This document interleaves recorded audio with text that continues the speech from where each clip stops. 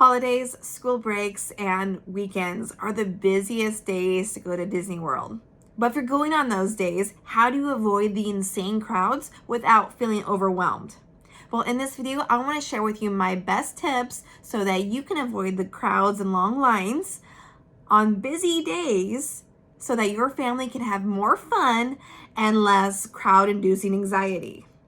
And I'll even share with you a personal experience of what I had yesterday at Magic Kingdom with my baby. It was a filming day gone wrong, and I can't wait to tell you about it later in this video. So let's dive in. Tip number 1 is very basic, but it's true. Avoid going to the parks on the weekends. Weekends are the busiest days of the week, so it's better to go into the parks on weekdays, and not just any weekday. I recommend checking the hours of the parks and seeing which parks have extended evening hours. Disney offers extended evening hours on select days at select parks for deluxe resort guests. So on those days, those parks tend to be a little bit more busy because those guests are using those extended evening hours. If you're staying at a deluxe resort and you want to take advantage of those evening hours, great.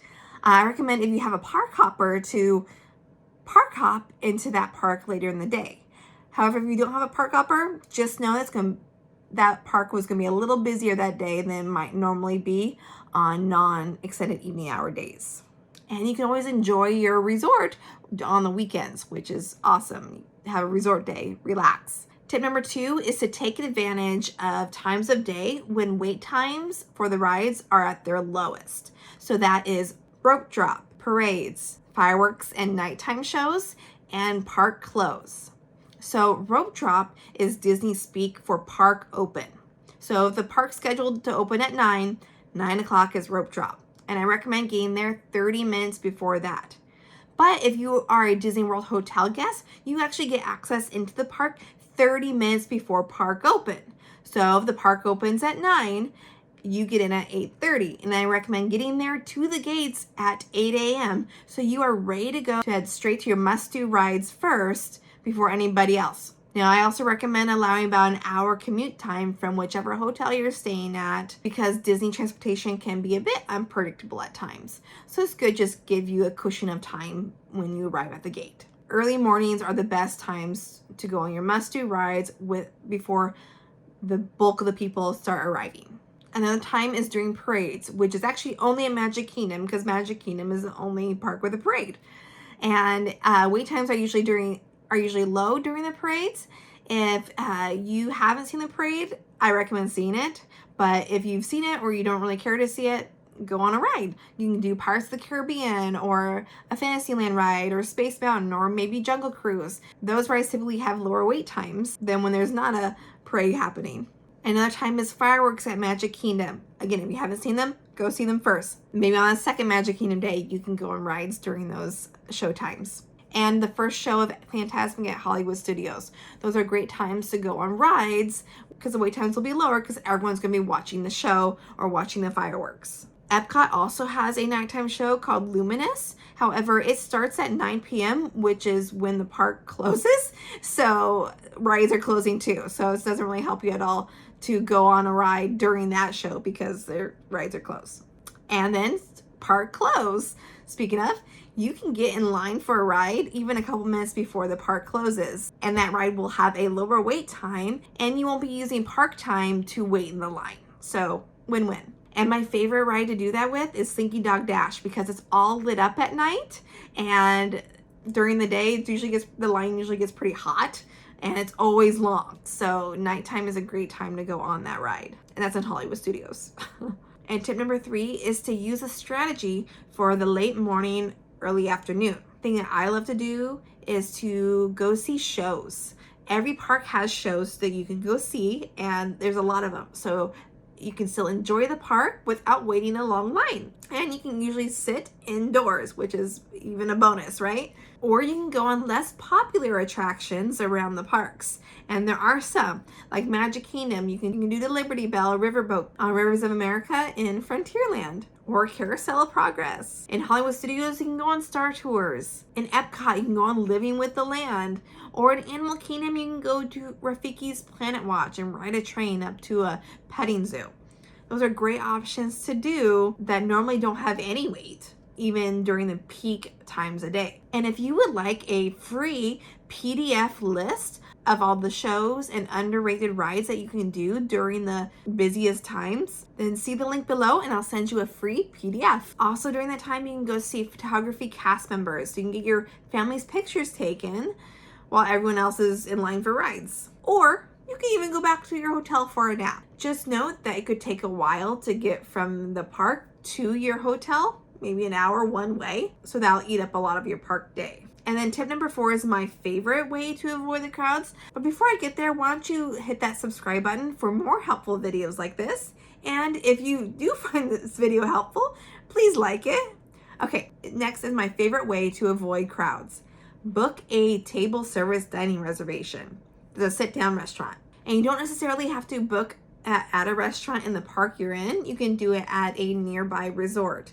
There are so many great restaurant options all around all of Walt Disney World. You really can't go wrong. And why is this my favorite? Because you get to sit, you get to eat, and you get to hydrate. Those are 3 very important things to do while you're on a Disney vacation.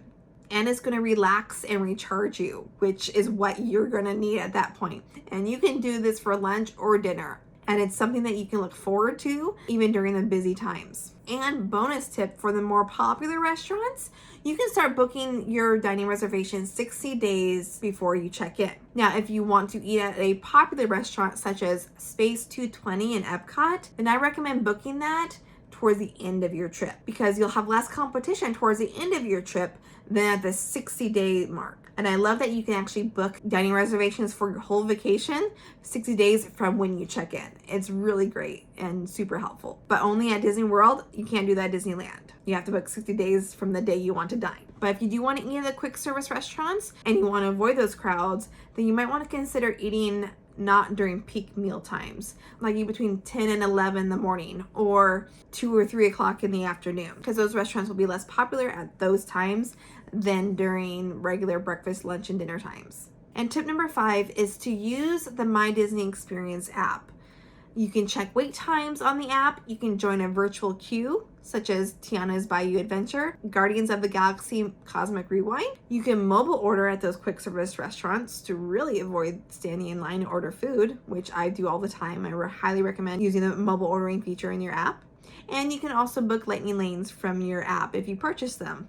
I think the best value for the Lightning Lane multi-pass is Magic Kingdom. And it doesn't mean you're going to get to go on every single ride, but it does mean you're going to save a lot of time going on the most popular rides, which is what the point of the service is. Now, here's a bonus story if you easily get overwhelmed when there's too many people. Yesterday, I was with my 1-year-old baby, and we went to Magic Kingdom, and it was a very busy day. I didn't arrive there until late morning. That was my first mistake. Everyone else was getting there at the same time, so already lines were increasing insanely. Like, we went to It's a Small World, and it said 20-minute wait time when I got in the line, but we ended up waiting 45 minutes with a 1-year-old in my arms. Too long to wait with a baby. So afterwards, I was just like overwhelmed. There's people everywhere. I didn't know what to do. I didn't know what to eat. I finally figured out what I wanted for lunch. We went over there. There's still so many people around. I was actually filming a video for my Disney Mom with a Baby series, which a link to that is in the description below.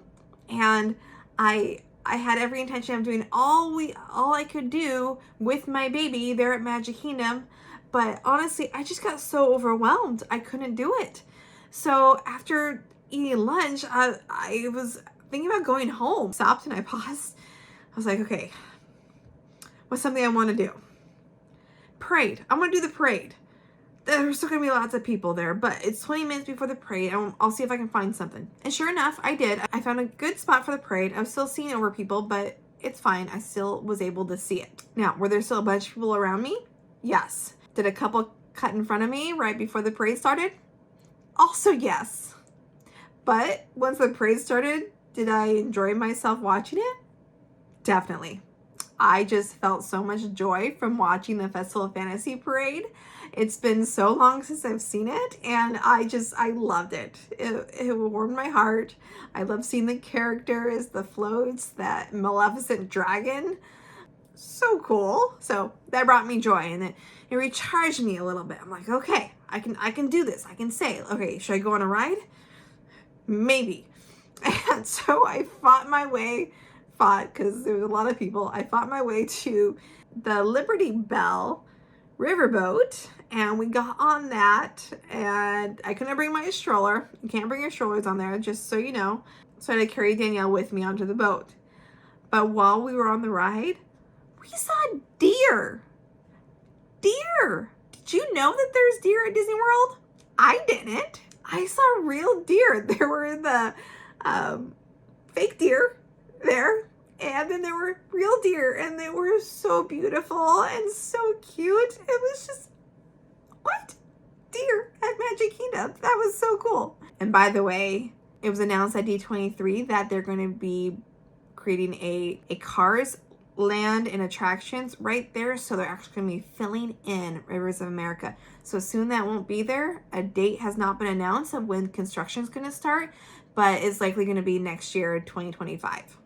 So that's just something to keep in mind if you're wanting to do the riverboat cruise or to explore Tom Sawyer's Island, that it's not going to be here for very long. Okay, so after holding Danielle for the whole 20-minute ride, I was feeling pretty tired. So I was like, what's something that I can do that I would make me happy? So I went and got a Mickey-shaped snack, and I sat in my favorite place in Magic Kingdom, Belle's Village, where the Beauty and the Beast section is, and I just enjoyed myself. I just loved it. I gave Danielle some snacks while I was eating my ice cream. Oh, I didn't share with her. Oops. Oh well.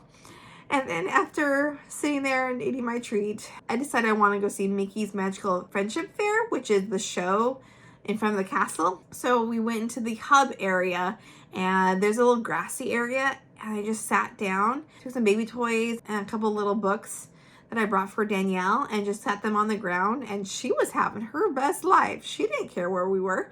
She was just walking around, sitting on my legs, crawling over my legs, saying hi into my phone. You know, she was living her best life, and it was on some fake grass in the middle of Magic Kingdom. And, you know, I had a view of the castle, and I couldn't see the show, but I could hear the show and just enjoy the ambiance of Main Street. And it was all Christmassy, and I loved it. It's so great. So I managed. Did we do much in Magic Kingdom? No. Did I film my video? No.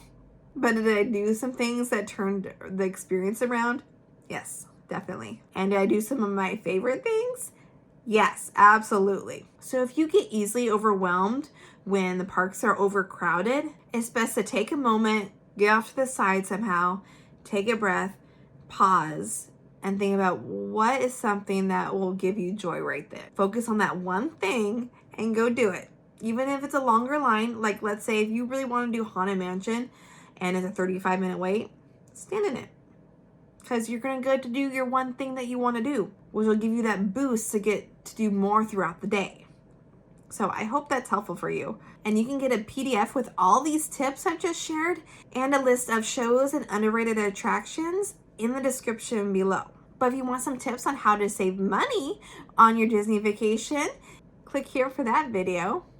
And thank you so much for watching, and I hope you have a magical day. Bye.